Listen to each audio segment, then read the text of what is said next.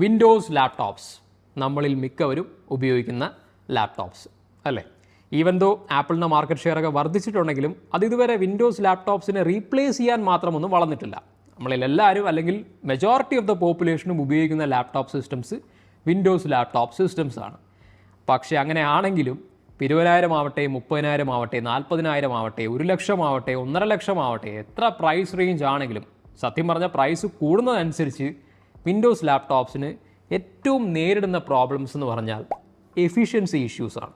ആ ഒരു efficiency issues translate ചെയ്യുമ്പോഴത്തേക്കും ഒന്ന് ബാറ്ററി ലൈഫ് പ്രോബ്ലംസ്, അതുപോലെ തന്നെ ഹീറ്റിംഗ് ഇഷ്യൂസ്, ഫാൻ നോയ്സ്, ഈ പ്രോബ്ലംസ് എല്ലാം പേഴ്സിസ്റ്റൻ്റ്ലി വിൻഡോസ് ലാപ്ടോപ്സിൽ കണ്ടുവരുന്നുണ്ട്. അത് ഞാൻ പറഞ്ഞ പോലെ എത്ര പ്രൈസ് കൊടുത്താലും നമ്മൾ എത്രമാത്രം പ്രീമിയം ആയിട്ടുള്ള പ്രോഡക്റ്റ് എടുത്താലും ഈ ഒരു പ്രോബ്ലംസ് എല്ലാം വരുന്നുണ്ട്. മാക്കുമായിട്ട് കമ്പയർ ചെയ്യുമ്പോൾ, കാരണം മാക്ക് എഫിഷ്യൻസിയിൽ അങ്ങേയറ്റം കിങ് എന്ന് വേണമെങ്കിൽ പറയാൻ പറ്റും അല്ലേ. അങ്ങേയറ്റം എഫിഷ്യൻ്റ് ആയിട്ടുള്ള ഡിവൈസസ് ആണ് പുതിയ മാക്ക് എന്ന് പറയുമ്പോഴത്തേക്കും.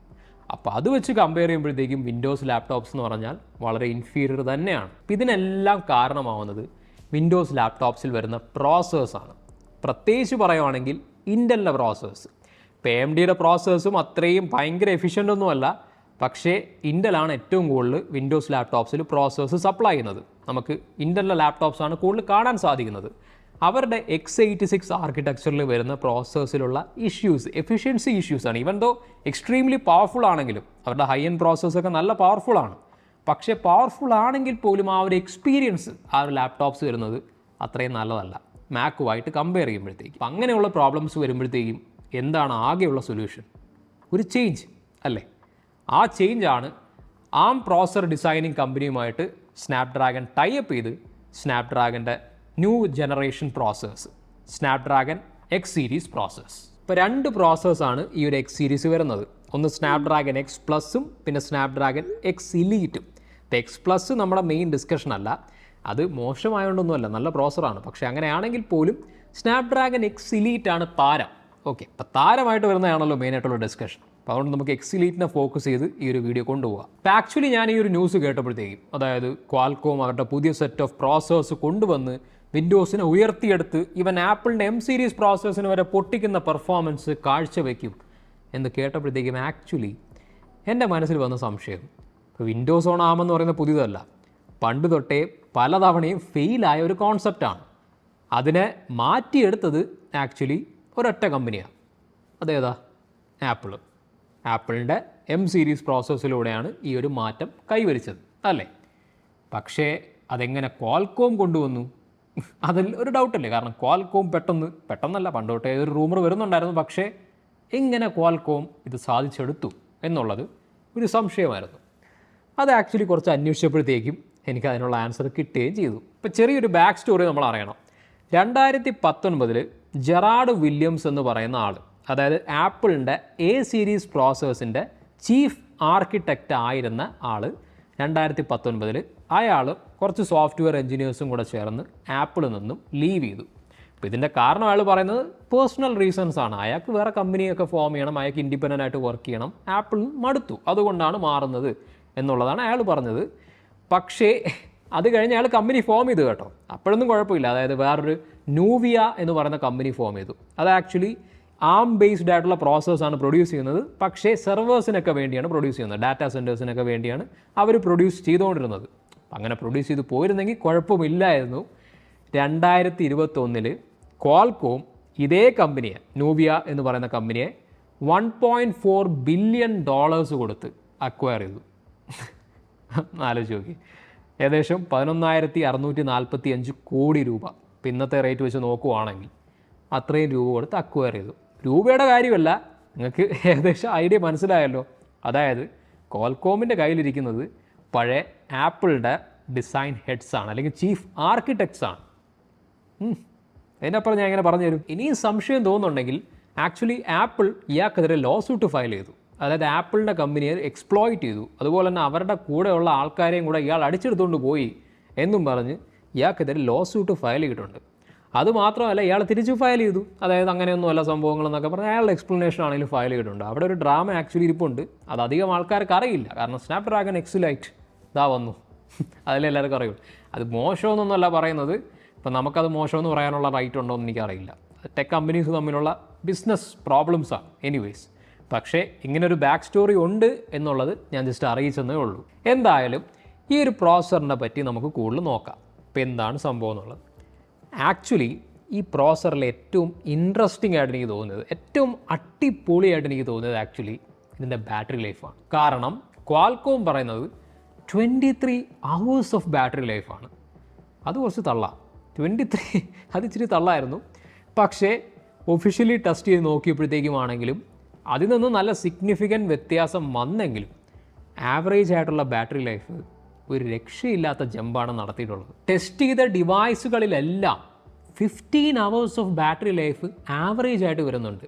അത് മൈക്രോസോഫ്റ്റ് സർഫേസിലാണ് നമുക്ക് കറക്റ്റ് 15 hours കാണാൻ പറ്റുന്നത്. പക്ഷേ ചിലതിൽ 16 വരുന്നുണ്ട്, ചിലതിൽ 14 hours വരുന്നുണ്ട്. ഇപ്പോൾ ചുരുക്കി പറഞ്ഞാൽ 15 hours of battery life practical testing സിനാരിയോയിൽ ആവറേജ് ആയിട്ട് വരുന്നുണ്ട്. അപ്പോൾ അതാണ് ഏറ്റവും വലിയ പോസിറ്റീവായിട്ട് എനിക്ക് തോന്നിയത്. ഇനിയും ഉണ്ട്, പക്ഷേ നമുക്ക് ഏറ്റവും വലിയൊരു ചേഞ്ച് ആയിട്ട് എനിക്ക് പേഴ്സണലി ഫീൽ ചെയ്തത് ഈ ഒരൊറ്റ ഫാക്ടറാണ്. ഇനി അടുത്ത പോസിറ്റീവായിട്ടുള്ള കാര്യം, ഞാൻ നേരത്തെ പറഞ്ഞല്ലോ ആമിൻ്റെ പ്രോസസ്സേഴ്സ് പവർ എഫിഷ്യൻ്റ് ആയിരുന്നു പണ്ട് തൊട്ടേ വിൻഡോസിലാണെങ്കിലും, പക്ഷേ പവർഫുൾ അല്ലായിരുന്നു. ഇത്തവണ ഇത് രണ്ടും കൂടെ വന്നപ്പോഴാണ് ആക്ച്വലി ഇതിനൊരു സ്പെഷ്യാലിറ്റി വന്നത്. അപ്പം ഈ പ്രോസസ്സേഴ്സിൻ്റെ പെർഫോമൻസ് ആണെങ്കിലും നമുക്ക് നോക്കാം. അപ്പോൾ അതിലോട്ട് കിടക്കുന്നതിന് മുന്നേ ആക്ച്വലി സ്നാപ്ഡ്രാഗൺ അല്ലെങ്കിൽ ക്വാൾകോം ചെയ്ത ഒരു വലിയൊരു മിസ്റ്റേക്ക് അല്ല, ഇവന്മാർക്കെന്താ ഇത്ര ബോധമില്ലേ നമുക്ക് തോന്നിപ്പോവും. അങ്ങനത്തെ ഒരു പരിപാടി, നെയിമിങ് സ്കീംസ്. എൻ്റെ അമ്മോ, ഈ പ്രോസസ്സറിൻ്റെ പേര് എങ്ങനെ ഒരു സാധാരണ ഒരാൾ ഇത് ഓർത്ത് വയ്ക്കും അല്ലെങ്കിൽ മനസ്സിലാക്കിയെടുക്കും, കൺഫ്യൂസ് ആവാതെ ഈ ഒരു കാര്യം അപ്രോച്ച് ചെയ്യുന്നുള്ളത് എനിക്കറിയില്ല ആക്ച്വലി. ഞാൻ പറഞ്ഞുതരാം എന്തുകൊണ്ടാണെന്ന്. സ്നാപ്ഡ്രാഗൺ എക്സ് എലീറ്റ് എന്ന് ഞാൻ വളരെ സിമ്പിളായിട്ട് പറഞ്ഞല്ലോ. ഇപ്പോൾ ഈ എക്സ് എലീറ്റിനകത്ത് വേറെ ചില വേരിയൻസ് വരുന്നുണ്ട് ആക്ച്വലി. ഇപ്പോൾ എക്സ് എലീറ്റിൻ്റെ ഏറ്റവും കോമൺ ആയിട്ടുള്ള വേരിയൻ്റ് എന്ന് വെച്ച് കഴിഞ്ഞാൽ സ്നാപ്ഡ്രാഗൺ എക്സ് എലീറ്റ് X1E 78-100 ആണ്. ആലോചിച്ചു എന്ത് പേരത്, എൻ്റെ അമ്മേ. പണ്ടാരം വേരിയൻ്റ് എന്നൊക്കെ പറയുമ്പോഴത്തേക്ക് ശരിക്കും ഒരു സൈഫൈ മൂവിയുടെ എന്തോ പേരൊക്കെ പോലെ, ഏലിയൻസിൻ്റെ വേരിയൻ്റൊക്കെ പോലെ. എന്തോ ഇത് ഒരു കൺസ്യൂമർ പ്രോഡക്റ്റ് ഇല്ലേ ആക്ച്വലി. എനിവേസ് അത് മാത്രമല്ല, ആക്ച്വലി ഇതിൻ്റെ ഒരു വേറെ ഹയർ എൻഡ് വേരിയൻ്റ് ഉണ്ട്. അതായത് X1E 80-100 എന്ന് പറഞ്ഞ്, അതാണ് കുറച്ചുകൂടെ പെർഫോമൻസ് വരുന്നത്. പക്ഷേ കോമൺലി മിക്ക ലാപ്ടോപ്സിലും അവൈലബിൾ ആയിട്ട് വരുന്നത് ഈ 78-100 ആണ്. ഇപ്പോൾ 80-100 മാത്രമല്ല, അതിൻ്റെ മുകളിലാണെങ്കിലും വേറൊരു വേരിയൻ്റ് വരുന്നുണ്ട് 84-100 ഒക്കെ. പക്ഷേ അത് കോമൺലി അവൈലബിളും അല്ല. അതിനെപ്പറ്റിയുള്ള ബെഞ്ച് മാർക്കിംഗ് റിസൾട്ട്സ് ഒക്കെ വന്നുകൊണ്ടിരിക്കുന്നതേ ഉള്ളൂ. സോ നമ്മൾ അതിനെപ്പറ്റിയൊന്നും പറയുന്നില്ല. ഈ രണ്ട് വേരിയൻസ് ആണ് ഏറ്റവും പ്രോപ്പർലി ഡിസ്കസ് ചെയ്യേണ്ടത്. ഇപ്പോൾ പെർഫോമൻസ് അനലൈസ് ചെയ്യുമ്പോഴത്തേക്കും സ്നാപ്ഡ്രാഗൺ എക്സ് എലീറ്റിൻ്റെ 80/100 എന്ന് പറയുന്ന വേരിയൻറ്റ് ആക്ച്വലി M3 ആയിട്ടും ഇൻ്റലിൻ്റെ അൾട്രാ 7 ആയിട്ടും അതുപോലെ തന്നെ AMDയുടെ Ryzen 7 കമ്പയർ ചെയ്യുമ്പോഴത്തേക്കും മൾട്ടി കോർ പെർഫോമൻസിൽ എല്ലാത്തിനെയും വെട്ടിക്കുന്നുണ്ട്. എല്ലാത്തിനെയും നല്ല സിഗ്നിഫിക്കൻറ്റ് മാർജിനിൽ തന്നെ വെട്ടിച്ച് തോൽപ്പിച്ച് നിൽക്കുന്നുണ്ട്. എന്നാൽ സിംഗിൾ കോർ പെർഫോമൻസിൻ്റെ കാര്യത്തിൽ ആപ്പിൾ M3യുടെ അത്രയും വന്നിട്ടില്ല. ആപ്പിൾ M3 3000 കടക്കുന്നുണ്ട് ഗീക്ക് ബെഞ്ചിൻ്റെ സ്കോറിൽ. പക്ഷേ ഇൻ്റലിൻ്റെ അൾട്രാ 7 അതുപോലെ തന്നെ AMDയുടെ Ryzen 7 ബെറ്റർ പെർഫോമൻസ് എക്സിലൈറ്റ് തരുന്നുണ്ട്. പിന്നെ X1E 78-100 എക്സലൈറ്റിന് കോമൺലി അവൈലബിൾ ആയിട്ടുള്ള പ്രോസർ ആണെങ്കിൽ പോലും മൾട്ടി കോർ പെർഫോമൻസിൽ M3 എക്സൽ ചെയ്യുന്നുണ്ട്. പക്ഷേ അവിടെയും സിംഗിൾ കോർ പെർഫോമൻസിൽ കുറച്ച് താഴോട്ട് തന്നെയാണ്. പിന്നെ M3 ആയിട്ട് കമ്പാരിസൺ വേണ്ട, ഇച്ചിരി കൂടിപ്പോയി M2 ആയിട്ട് കമ്പയർ ചെയ്യാം എന്നാണെങ്കിൽ M2നെ സിംഗിൾ കോറിലും മൾട്ടി കോറിലും സ്നാപ്ഡ്രാഗൻ്റെ ഹയർ വെർഷൻ മോഡലായ എക്സലീറ്റിൻ്റെ ഹയർ വെർഷൻ മോഡലായ 80-100 ബീറ്റ് ചെയ്യുന്നുണ്ട്. എന്നാൽ അവിടെയും സിംഗിൾ കോർ പെർഫോമൻസിൽ സ്നാപ്ഡ്രാഗൻ്റെ എക്സലീറ്റിൻ്റെ താഴത്തെ മോഡലായ 78-100 ബീറ്റ് ചെയ്യുന്നില്ല. ഒരുപാട് നമ്പേഴ്സ് ഞാൻ ഇങ്ങനെ തിട്ടപ്പോഴത്തേക്കും നിങ്ങൾക്ക് ഇച്ചിരി കൺഫ്യൂസ്ഡ് ആയി കാണും. പക്ഷേ ഇത് ട്രാൻസ്ലേറ്റ് ചെയ്ത് പറയുമ്പോഴത്തേക്കും വേറെ ഒന്നുമല്ല, സ്നാപ്ഡ്രാഗൺ എക്സലൈറ്റ് പെർഫോമൻസിൻ്റെ കാര്യത്തിൽ അടിപൊളി പ്രോസറാണ്. ഓക്കെ, അതായത് പെർഫോമൻസ് മാത്രമല്ല പവർ എഫിഷ്യൻസിയും കൂടെ ചേർന്ന് വരുന്ന ഒരു വിൻഡോസ് പ്രോസസ്സർ എന്നുള്ള രീതി നോക്കുമ്പോഴത്തേക്കും ഇതിനപ്പുറം നല്ലൊരു പ്രോസസ്സർ ഇതുവരെ വന്നിട്ടില്ല എന്ന് നമുക്ക് വേണമെങ്കിൽ പറയാൻ പറ്റും. ശരിയാണ്, M3 ആയിട്ട് കമ്പയർ ചെയ്യുമ്പോഴത്തേക്കും സിംഗിൾ കോർ പെർഫോമൻസ് അത്രമാത്രം വരുന്നില്ല. അതുപോലെ തന്നെ സ്നാപ്ഡ്രാഗൺ എക്സലൈറ്റിന് മൾട്ടി കോറിൽ 12 കോഴ്സാണ് വരുന്നത്, എന്നാൽ M3ക്ക് 8 കോഴ്സാണ് വരുന്നത്. സോ ഒരു ഫെയർ ആയിട്ടുള്ള വിന്നല്ല മൾട്ടി കോർ പെർഫോമൻസ് നമ്മൾ നോക്കുമ്പോഴത്തേക്കും, ഇവൻ ദോ സ്നാപ്ഡ്രാഗൺ എക്സലൈറ്റിന് സ്കോഴ്സ് ബെറ്റർ ആണെങ്കിൽ പോലും. പക്ഷേ വിൻഡോസ് ലാപ്ടോപ്പ് എന്നുള്ള രീതി നോക്കുമ്പോഴത്തേക്കും ആദ്യമായിട്ടാണ് ഞാൻ നേരത്തെ പറഞ്ഞ പോലെ ഈ ഒരു എഫിഷ്യൻസിയും അതുപോലെ തന്നെ പവർഫുൾ എന്ന് പറയുന്ന ആ ഒരു ഫാക്ടറും തമ്മിലുള്ള ബാലൻസ് വരുന്നത്. സോ അതുകൊണ്ട് എന്തുകൊണ്ടും ഒരു റവല്യൂഷണറി ചേഞ്ച് തന്നെയാണ് ഈ ഒരു പ്രോസസ്സർ വിൻഡോസ് ലാപ്ടോപ്സിൻ്റെ കാര്യത്തിൽ കൊണ്ടുവന്നിട്ടുള്ളത്. ഇനി അടുത്തത് ഹീറ്റിംഗ് അല്ലെങ്കിൽ ഫാൻ നോയ്സ്. ജനറലി പറയുവാണെങ്കിൽ തെർമൽ പെർഫോമൻസ്. അപ്പോൾ അതാണല്ലോ അടുത്ത മേജർ കൺസേൺ. അപ്പോൾ അത് പറയുന്നതിന് മുന്നേ ഒരു കാര്യം നോട്ടീസ് ചെയ്യേണ്ടതെന്ന് വെച്ചാൽ, ഇപ്പം ആപ്പിളിൻ്റെ മാക്ബുക്ക് സീരീസിലൊക്കെ അവർ തന്നെയാണ് പ്രൊസസ്സർ ബിൽഡ് ചെയ്യുന്നത്, അവർ തന്നെയാണ് ആ ഒരു ഹോൾ പാക്കേജ് ഡിസൈൻ ചെയ്യുന്നത്. സോ ഈ ഒരു പ്രൊസസ്സർ എഫിഷ്യൻ്റ് ആണെങ്കിലും ആ ഒരു എഫിഷ്യൻസി യൂട്ടിലൈസ് ചെയ്യുന്ന തരത്തിലുള്ള ഡിസൈൻ അവർക്ക് മാനുഫാക്ചർ ചെയ്യാൻ പറ്റും അല്ലേ.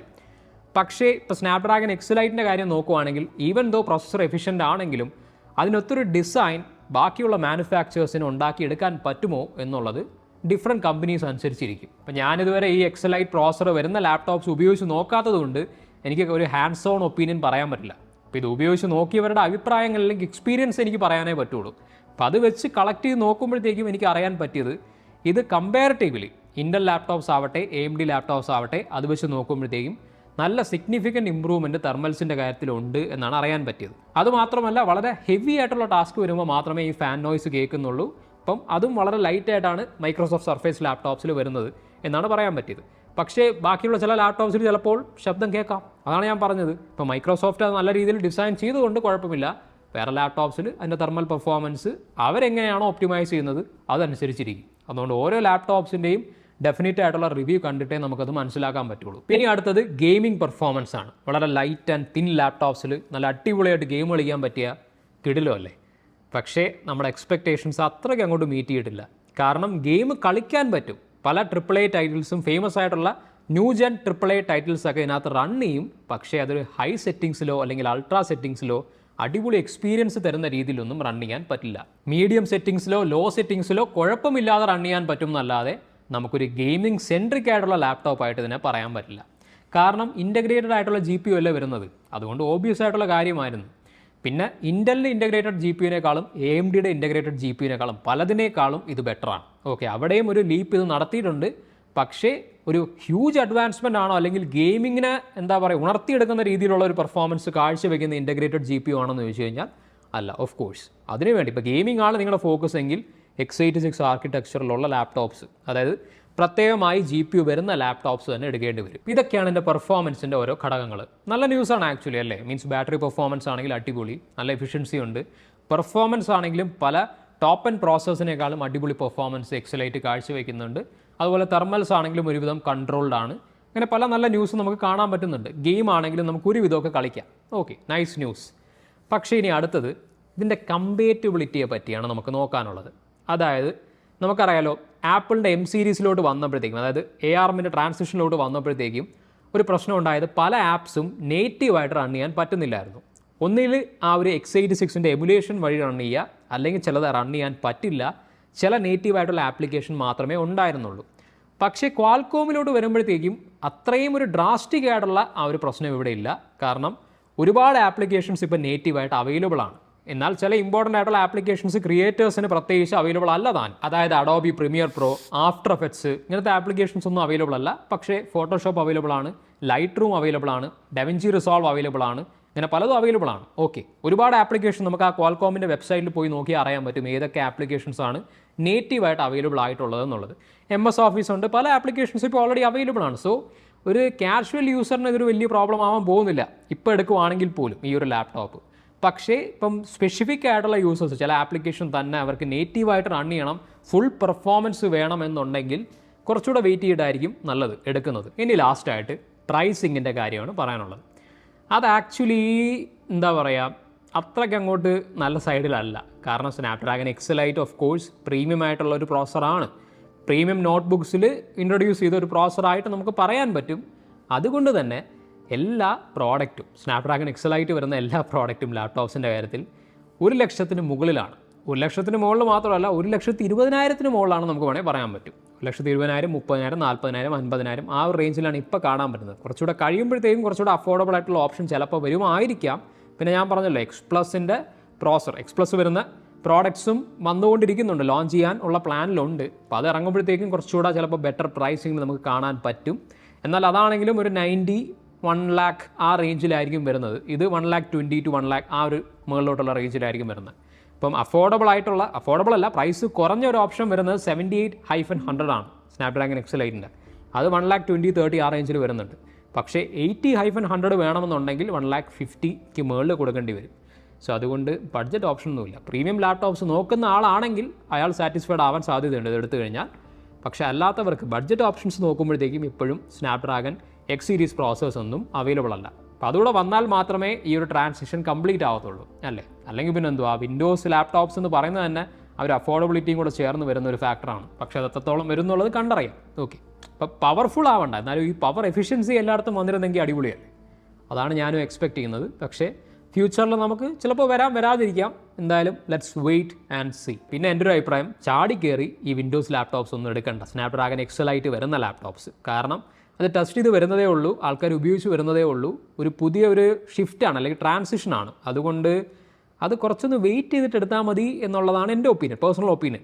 2-3 മാസം കഴിഞ്ഞെടുത്താൽ മതി. ഇപ്പോൾ ലാപ്ടോപ്സ് ലോഞ്ച് ചെയ്ത് ഓരോന്നായിട്ട് വരുന്നതേ ഉള്ളൂ. അതൊക്കെ ഒന്ന് ലോഞ്ചായി ആൾക്കാരൊന്ന് ഉപയോഗിച്ച് വരട്ടെ, എന്നിട്ട് എടുക്കാം.